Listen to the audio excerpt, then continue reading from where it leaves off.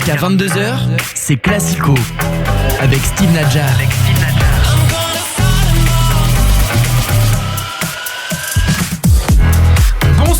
Bonsoir à tous et bienvenue dans Classico, votre émission foot du lundi soir sur Radio J.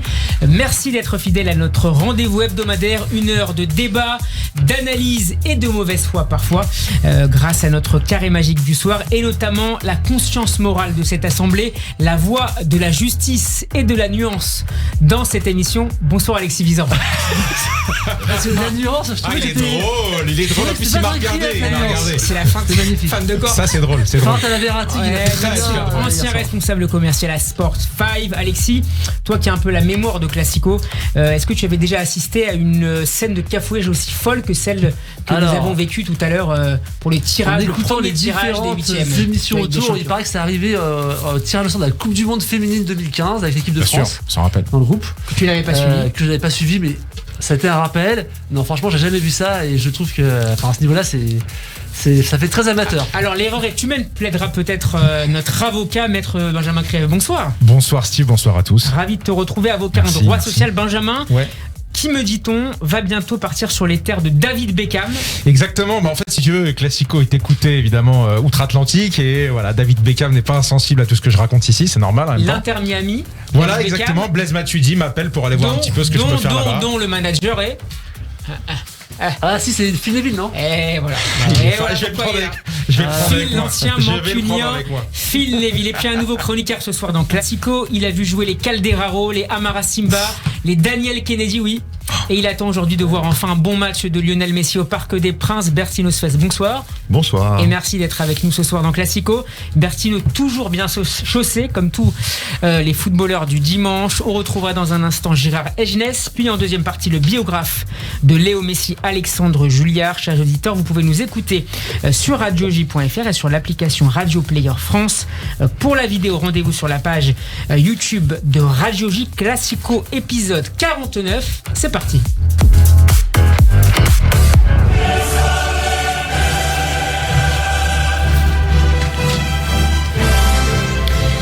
Cette journée du 13 décembre restera certainement dans les annales du football européen. Coup de théâtre, couac, cafouillage, vous choisirez le mot que vous préférez pour désigner le premier tirage au sort des huitièmes de finale de la Ligue des Champions.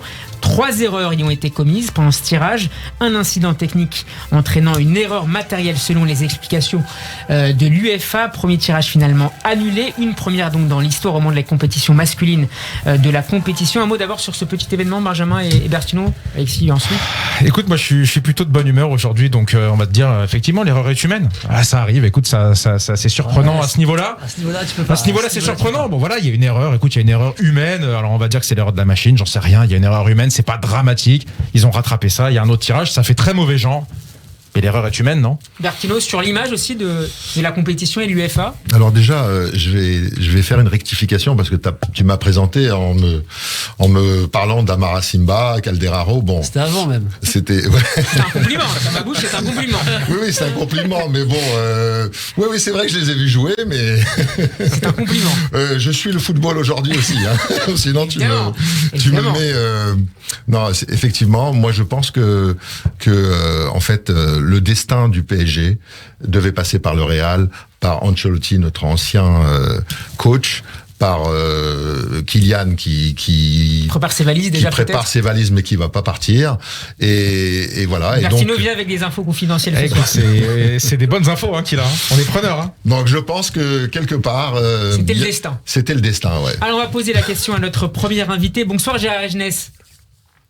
Bonsoir. Et merci d'être avec nous. Vous êtes ancien rédacteur en chef de l'Équipe et de France Football.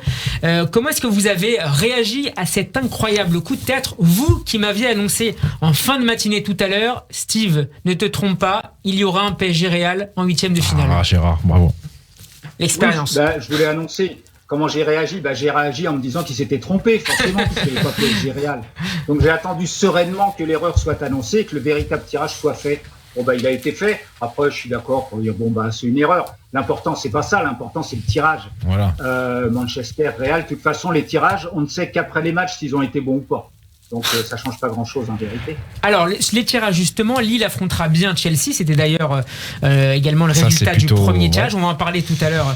On parlera tout à l'heure des Lillois. Quant au Paris Saint-Germain, il ne retrouvera donc pas finalement Manchester United, son bourreau en 8e de finale en 2019, mais le Real Madrid, son bourreau en 2017. Est-ce que c'est clairement plus difficile pour les Parisiens, Alexis? C'est plus difficile parce que quelque part le Real fait une meilleure saison que ce qu'on pouvait penser au début. Ils sont quand même largement en tête de la Liga. Et ce qui était en début de saison un tirage plutôt simple et moins simple, mais c'est très intéressant. Et on en parlait tout à l'heure en off, mais c'est vrai que même par rapport à Mbappé, c'est plutôt On va excitant parler de de le Mbappé voir, tout à l'heure. là-dedans.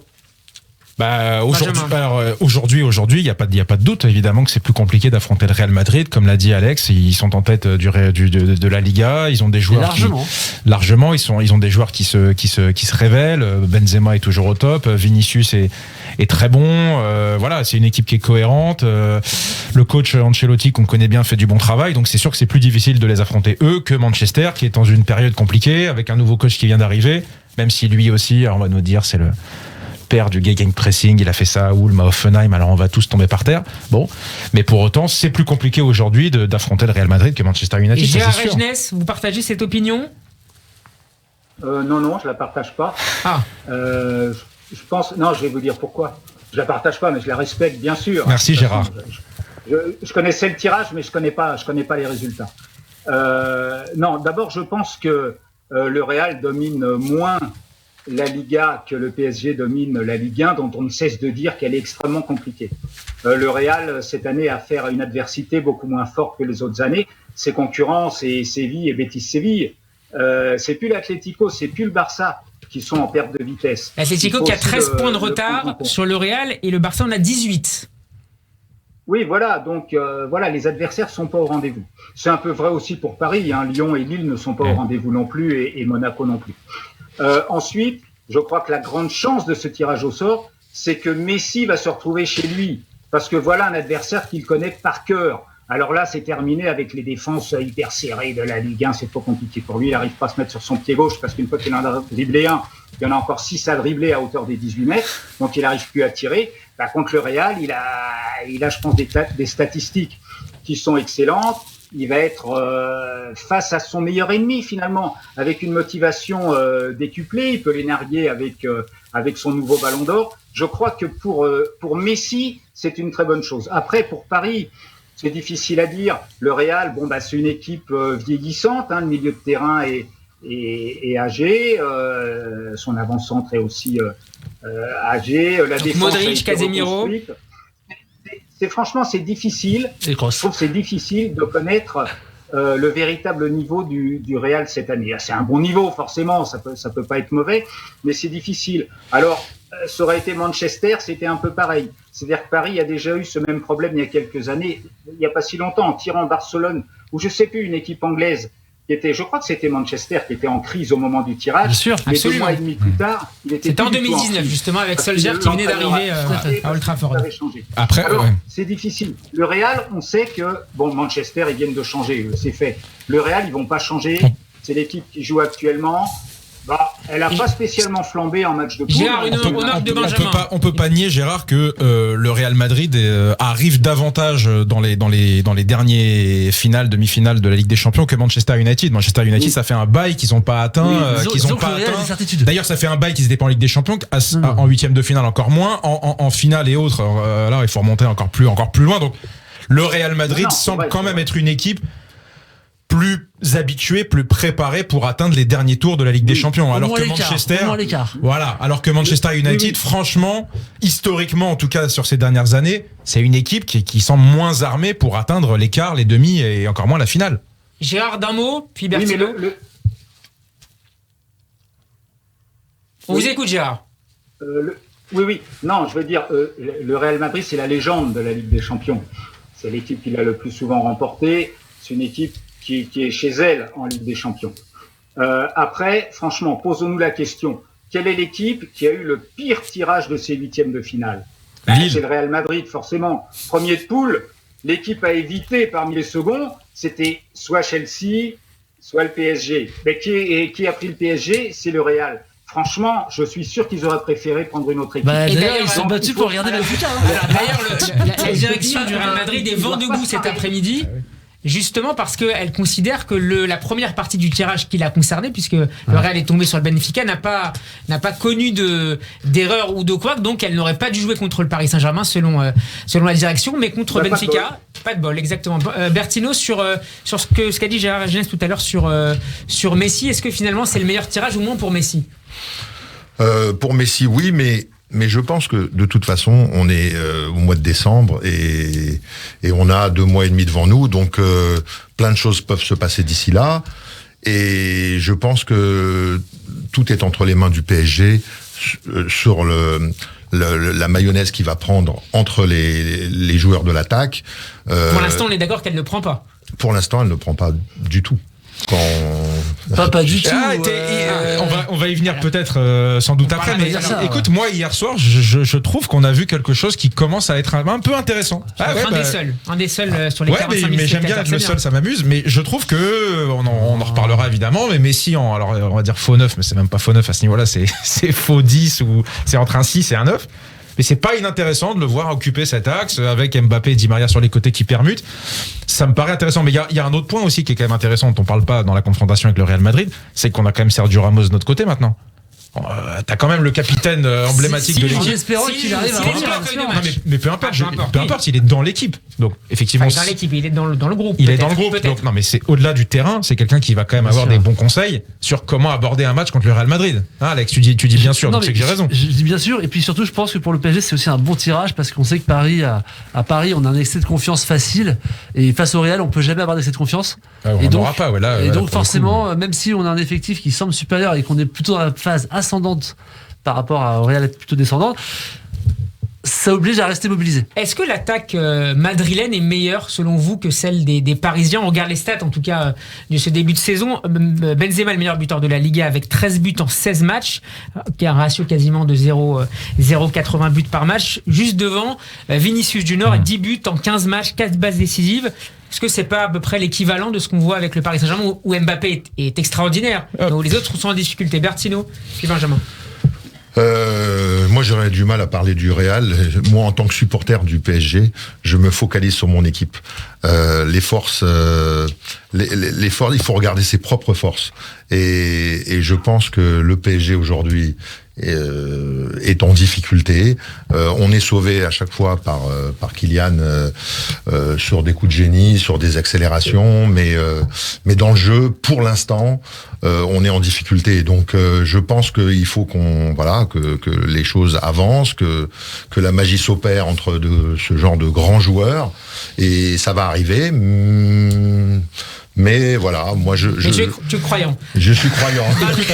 Écoute, moi, je crois que malgré les stats que tu as données qui sont intéressantes, je crois que du côté duquel Kylian Mbappé se trouve, voilà, l'équipe est avantagée et l'attaque est la meilleure, tout simplement. Kylian Mbappé, il est à un niveau stratosphérique. Benzema est excellent, Vinicius est excellent, Vinicius a bien progressé, ça va être intéressant de voir sur un match comme ça pour le Real. Toutes les stats du monde que tu vas pouvoir nous sortir sont très intéressantes. Je pense que l'équipe dans laquelle se trouve Mbappé est avantagée. Quand à côté de lui, il a un Neymar, il faut trouver quelque chose pour que ce joueur retrouve son niveau sur ces confrontations-là. Le fait de jouer en février, le fait de jouer contre le Real Madrid, effectivement, avec son passé au Barça, ça risque de l'impliquer davantage. Messi, pareil, ce sont des matchs dans lesquels il devra être au rendez-vous. Donc, tu peux pas dire que quand tu arrives au Real Madrid, il devrait, on l'espère. Enfin, il y a beaucoup d'incertitudes dans ton histoire. Mais parce que c'est la vérité. Aujourd'hui, tu peux pas dire que aujourd'hui, donc au jour où on se parle, Neymar, Mbappé, Messi, c'est meilleur que Vinicius, Benzema, parce que en stats c'est faux. Mais après, c'est pas une question de stats. En potentiel et en histoire, voilà, avec le contexte du match, je trouve que moi je trouve qu'on oublie beaucoup même si on s'est donné dans le jeu, mais le match aller Paris Saint-Germain, Manchester City, c'est quand même un autre niveau que le Real. Je veux dire, les trois, ils ont fait le taf. C'est-à-dire que c'est des joueurs qui peut-être se concentrent sur les gros événements, mais quand ils seront au rendez-vous, je suis d'accord avec toi, ils seront au rendez-vous, il n'y a pas de sujet. Donc, on a vu ce que ça donnait. Gérard Jeunesse, est-ce que la paire madrilène est meilleure que le trio ou le quatuor parisien?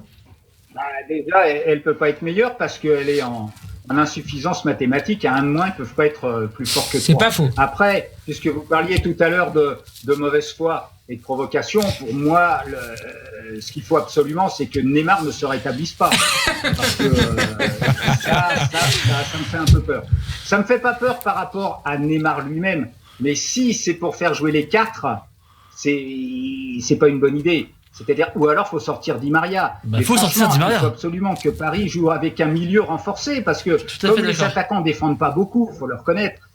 Ça c'est bon, c'est comme ça. Il faut l'accepter aussi, s'agissant de talent de ce niveau-là. À 2 milieux de terrain, ça passera pas. Non, donc il faut pas qu'il y ait les 4. Je dirais que même hier, par rapport à Wijnaldum, on voit que ça manquait. Pas en même temps. Allez, Gérard, terminé. Bon, voilà. Donc après, Mbappé, il n'y a pas mieux actuellement. C'est-à-dire que Benzema est très fort. Et Benzema, il fait du Benzema, il marque des buts et c'est l'âme de l'équipe du Real. Mais Mbappé, il est imprévisible, c'est autre chose. C'est-à-dire qu'à tout moment du match, il peut sortir quelque chose d'incroyable. Tout ce que fait Benzema, finalement, ça lui ressemble. Ça lui ressemble. Donc il faut aller le contrer sur son jeu. Il est très fort, mais il n'est pas imprévisible. Mbappé, il est exceptionnel. Il y a 4-5 actions par match qui n'aboutissent pas évidemment tous sur des buts, soit en perforation de défense, soit en but qui marque, qui sont tout à fait extraordinaires. Et je pense quand même qu'il aura plus de latitude, mais on le voit bien ça en Ligue des Champions, il y a plus d'espace, il y a plus d'espace qu'en Ligue 1, parce que ce sont des équipes qui jouent, qui viennent pour jouer, pour attaquer. Et donc Paris sera peut-être moins agressé qu'il peut l'être par les équipes de Ligue 1 qui en fait n'ont plus peur. Elles ont compris comment faut jouer le PSG, comme le PSG a tendance à reculer parce qu'il a un peu peur de ses attaquants qui défendent pas. Donc ils défendent dans leur camp, donc les autres s'installent dans leur camp. À l'arrivée, ça change rien puisque tout le monde perd contre le PSG en gros. Donc ça change rien. Mais ça donne des matchs peu spectaculaires. Alors qu'en Ligue des Champions, quand même, les matchs sont d'un autre niveau, sont plus spectaculaires. Et on a même vu, PSG, ils avaient pris l'avantage à Manchester après avoir été bien dominés. Alors ensuite, certes, ils ont pris 2 buts, mais quand même, ça a du sens, je trouve, de pouvoir prendre l'avantage dans un match où on est dominé comme ça. Et c'est la preuve que c'est une équipe qui peut faire mal à tout moment et à tout le monde. Et je suis sûr que c'est une équipe redoutée. Et alors donc, l'avantage, vous parlez d'avantage, Gérard Jeunesse, le match aller aura lieu au Parc des Princes à la mi-février, le 15, le 16, le 22 ou le 23. Bon, la date n'est pas encore définitive, c'est la télévision qui le déterminera. Le retour à la mi-mars à Santiago Bernabéu, est-ce que recevoir en premier, c'est toujours un inconvénient alors qu'on a supprimé l'avantage du but à l'extérieur? C'est moins un inconvénient pour moi. Il n'y a pas la pression du but à l'extérieur. Je pense que ça change beaucoup de choses sur l'approche du jeu. En termes de gestion de match? Ouais, ça change énormément de choses, je pense.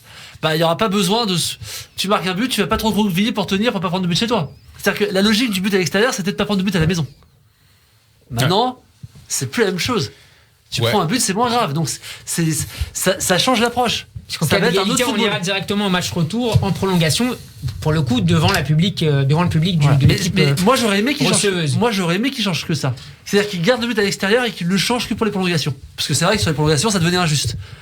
Mais c'est pas ce qui a été fait. Et moi je pense que ça va changer l'approche du jeu, que ça va peut-être même plus de joueurs. Alors le PSG et le Real Madrid se sont déjà affrontés 15 fois en Coupe d'Europe depuis 2015. Paris a même croisé le chemin des Madrilènes à 6 reprises. Et évidemment, le plus grand souvenir de ces confrontations, au moins côté parisien, c'est évidemment celui-là. Avec Ginola qui est là, Valdo qui est servi dans la surface de réparation face à Rocha. Valdo frappe de Valdo, et c'est le but de Candido Filho Valdo. Le but du 3-1 par Candido Filho Valdo avec les voix du regretté Thierry Gilardi et de Michel Platini. Ouais. Bercino, tu me disais avant le match que tu étais au Parc des Princes ce soir-là. Absolument. Ce soir, c'était le 18 mars 1993. Ouais, c'était, on peut dire le match de légende du PSG. J'ai toutes les actions dans la tête. Et ce 3e but, c'est le but qui nous libère, puisqu'on avait perdu 3-1 au match aller. Et voilà, donc la fin de frappe de Valdo, elle est exceptionnelle. Et tout le match est exceptionnel. C'est le but du 3-0. C'est le but du 3-0, la reprise de volée de Ginola sur le 2e. Enfin, tous les buts sont exceptionnels. Et puis voilà. Ça s'arrête pas là en plus. Hein.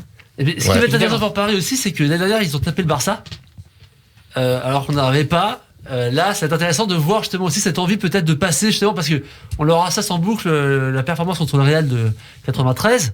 parce que depuis ils n'ont pas réussi, donc là je pense qu'il y aura une motivation particulière. Le dernier match, renforcé. La dernière confrontation remonte à novembre 2009, c'était en phase de poule, match nul 2 buts partout à Madrid avec un doublé à l'époque de Benzema et un but côté parisien notamment Sarabia, de Kylian Mbappé et de Sarabia. Ça c'est la mémoire. C'est l'encyclopédie, mais il est là pour ça. Hein. Gérard, en quelques mots, est-ce que l'aspect historique joue un rôle dans ces confrontations? Est-ce qu'on ça pèse? Non, enfin l'aspect historique. Non, ces deux clubs se sont jamais rencontrés, ni en finale, ni en demi-finale. Donc, je ne crois pas que ça joue. En revanche, je suis d'accord pour dire que la suppression du but à l'extérieur change tout. Parce que ça veut dire qu'au match aller, 1-2-2, 1-3-3, 1-4-4, ça condamne sur le match retour. C'est une défaite, en vérité. Alors que là, pas du tout. Il suffit d'assurer un 0-0 ou un 1 au match retour pour au moins aller en prolongation. Donc, c'est vrai que ça libère le match aller. C'est-à-dire qu'il y a moins dans les têtes, il y a moins l'angoisse effectivement de prendre un but. Donc je pense que c'est pas un si gros désavantage pour Paris de jouer le match aller à domicile. Après, on sait bien qu'on est en plus dans une période, on sait même pas s'il y aura du public, pas de public à l'aller et au retour. Alors, on verra au mois de février. Mais non, mais faut être au-dessus de ça. De toute façon, pour aller gagner la Ligue des Champions, ce qui est quand même l'objectif du PSG. L'objectif du PSG, faut se le mettre en tête, c'est pas de passer les 8e de finale, c'est de gagner la Ligue des Champions. Alors, de toute façon, quel que soit l'adversaire, il faut bien l'éliminer. Donc là, au moins, l'avantage, c'est que c'est très prestigieux. Mais le PSG a l'habitude. L'année dernière, ils sont tombés sur le Bayern. Après, ils sont tombés sur le Barça. Après, ils sont tombés sur Manchester. En fait, ils ont l'habitude de ces matchs-là. Ils n'ont jamais des bons tirages, en gros. Mais un match de poule, ils se tapent Séville et Wolfsburg, ils se tapent Manchester City. Gérard, les joueurs comme l'a dit Alex tout à l'heure, les joueurs du PSG, on sait qu'ils aiment ça. Ils aiment avoir des matchs historiques à jouer. Ils aiment jouer les premiers rôles contre des équipes de premier plan. Franchement, on n'a aucun doute. Ouais, on n'a aucun doute, même en le disant, j'en ai un peu, mais on n'a aucun doute sur le fait que le trio d'attaque sera à 250% concerné par ce match et aura envie de briller à ce match. Benjamin, tu vas garder la main puisqu'on parlait il y a un instant de Kylian Mbappé. Kylian Mbappé qui jouera encore au Paris Saint-Germain à la fin de l'hiver, mais pour combien de temps encore? Tout dépendra peut-être de la force de persuasion de Benjamin, justement. C'est l'heure de la plaidoirie de Maître Benji. 120 secondes pour plaider. J'appelle le procureur général pour ses réquisitions finales. Dans Classico sur Radio J. Ne me quittez pas. À toi de jouer. Alors écoute, il aurait été facile de faire une plaidoirie sur le thème suivant. Kylian, on t'aime. Kylian, t'es le meilleur. Kylian, reste avec nous au Paris Saint-Germain, je t'en supplie. Ça aurait été pathétique un peu. Ça aurait été pathétique et c'est pour ça que je vais prendre le contre-pied si tu veux bien. En fait, Kylian Mbappé au Paris Saint-Germain, c'est le meilleur joueur et c'est l'élément central du projet parisien. Et je crois que les dirigeants parisiens, malheureusement, l'ont pas compris ou le comprennent là de manière trop tardive. On avait été chercher Neymar avant lui. Kylian Mbappé est arrivé après. Pour autant, on a senti que le cœur du projet parisien n'était pas construit sur lui. On a senti, en tout cas c'est mon avis, que le club parisien construisait davantage autour de Neymar qu'autour de lui. Ensuite, on a été chercher Messi tout récemment. Et Messi, aujourd'hui, est au cœur du projet parisien. Tu vois bien que dans le jeu du Paris Saint-Germain, d'abord il faut placer Messi sur le terrain et ensuite on met les autres. Donc je crois que les dirigeants parisiens ont commis là une grave erreur. En juin 2022, Kylian sera libre. Et je vais te dire, malheureusement, si ça m'attriste énormément, c'est un cri du cœur, mais finalement, Kylian, il aurait raison de partir. Il a raison de partir parce que tu aurais dû lui donner les clés du jeu, tu aurais dû aller le voir, tu aurais peut-être dû lui donner le brassard, tu aurais dû recruter des joueurs pour le mettre dans les meilleures dispositions. Or, ça n'est pas ce qu'a fait le Paris Saint-Germain. Le Paris Saint-Germain a voulu des noms, a voulu empiler des noms, sans se rendre compte qu'ils avaient le meilleur joueur de la planète, qui d'ailleurs n'a que 22 ans, donc tu aurais pu construire sur la durée. Voilà, donc je crois que Kylian va partir, et même si ça me fait beaucoup de peine, je crois qu'il a raison de le faire, parce que le Real Madrid ne s'y est pas trompé, et va construire son projet autour de lui. Et Kylian, ciao l'artiste. Et il sera d'ailleurs libre de s'engager avec le club de son choix dès le mois de janvier prochain, Alexis. Il faut juste pas oublier Kylian, quand il est recruté par le PSG, il a 18 ans. Hein. Tout à fait. Et ils mettent 180 millions d'euros sur un mec de 18 ans. Faut quand même se rendre compte de l'investissement qui a été fait, c'est quand même d'une folie. À cet âge-là. Bien sûr. Non, mais très vite, tu peux quand même te rendre compte que tu as quelqu'un d'à part. On l'avait déjà vu en Ligue des Champions avec Monaco. Mais tu l'as part, mais je veux dire. Raison de plus pour construire autour de lui alors. Le seul, mais c'est un collectif. Le seul, c'est vrai que l'erreur du PSG, là où je te rejoins, c'est d'avoir d'abord, en tout cas, communiqué de manière forte sur la volonté de prolonger Neymar beaucoup plus avant Mbappé. Bien sûr. Et ça, c'est vrai que il leur fait payer. Maintenant, ce que je disais aussi en off tout à l'heure, C'est intéressant pour Kylian de jouer le Real Madrid parce que selon l'écart, on espère que pour le PSG ça se passe très bien. S'il y a un écart de niveau important, je veux dire, t'es Kylian Mbappé, t'es là pour gagner des titres. Ça changera rien. Bah non, parce ça que changera rien. Bah, je suis pas tu crois que c'est le fait qu'ils vont perdre contre le PSG qui va se dire je vais pas au Real Madrid, je reste au PSG. Pas le fait de gagner ou perdre, c'est le jeu, l'écart de niveau. Ça changera plus rien. Sa décision elle est prise, c'est fini, il est parti. Je suis pas totalement d'accord. Sa décision est déjà prise à ton avis. C'est fini. Malheureusement, je pense que sa décision est déjà prise. Ouais, oui. Effectivement, on espère en tant que supporter qu'il va changer d'opinion, mais je pense que son rêve c'est d'aller au Real et surtout son rêve c'est d'être le numéro 1. Voilà, exactement. Donc malheureusement, bien sûr. Mais ce qui fait, c'est de gagner des titres. Il a déjà atteint des titres. On est bien les statistiques. Depuis son arrivée au PSG, il a déjà atteint la barre des 100 buts en Ligue 1. Et toute compétition confondue, c'est 145 buts en 194 matchs. Mais tu sais, je vais te dire, je rebondis, je sais pas si Gérard est encore là, oui. Mais là où je suis finalement un peu d'accord avec lui, même s'il a dit ça de manière provocatrice, il a raison de le faire. Est-ce que le fait que Neymar ne soit pas là contre le Real et par exemple hier, ne met pas Kylian dans des meilleures dispositions? C'est quasiment certain.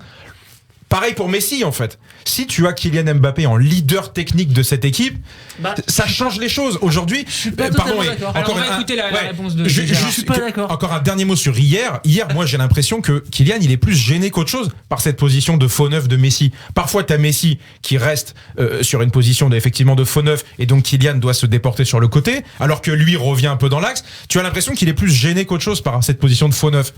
Et donc je me demande s'il serait pas mieux que finalement les deux stars soient pas là. Gérard, c'est un peu ce que disait Gérard tout à l'heure à propos de Neymar. Hein. Voilà pourquoi je suis d'accord avec Gérard. Oui. Alors non, mais c'est pour revenir à Mbappé, à l'avenir d'Mbappé, parce que bon, on peut toujours faire des tas d'analyses a priori sur ce qui va se passer contre le Real, mais enfin on en reparlera une fois que les matchs auront lieu. Ce qui concerne Mbappé, moi, je suis persuadé qu'il va partir au Real, et je vois pas de faute du club, parce que Mbappé a toujours voulu jouer au Real. Il a toujours dit qu'il voulait jouer au Real. Il est venu à Paris, limite, il a failli déjà aller au Real à l'époque. Et son rêve absolu, c'est de jouer au Real. Et vous imaginez bien que c'est pas une question financière, que la proposition que Paris a pu lui faire, elle est même sans doute bien au-delà de ce que le Real va lui faire. Sauf qu'il va peut-être prendre une part plus importante parce qu'il y aura peut-être pas de transfert. Mais voilà, donc le propre d'un club comme Paris, c'est juste de pouvoir se reconstruire avec de très gros moyens. Et ben quand si Mbappé s'en va, quelqu'un le remplacera qui sera forcément de haut niveau. Mais je crois qu'il faut pas être angoissé par cette perspective parce que finalement, avec Mbappé, pour l'instant, le PSG a toujours pas gagné la Ligue des Champions. Ce qu'il veut, c'est la gagner. Peut-être qu'il la gagnera plus facilement au Real, c'est possible. Hein, statistiquement, forcément, il y a plus de chances de la gagner au Real. Mais voilà, les alchimies d'équipe, c'est très très compliqué. Mais Gérard, convient, j'en sais rien. Bon, j'étais d'accord avec la première partie de Gérard, je suis pas d'accord avec la deuxième. Gérard, on peut pas dire, enfin à mon avis, que le PSG n'a pas commis d'erreur lorsqu'un joueur comme Kylian Mbappé, bon sang, qui est, je sais pas, le meilleur joueur de la planète qu'on ait jamais vu en fait, va partir pour 0 francs. On s'en fout, c'est pas une question d'argent. Mais comment? Mais bien sûr, c'est une question d'argent. Ah non, mais là où tu te trompes, c'est pas.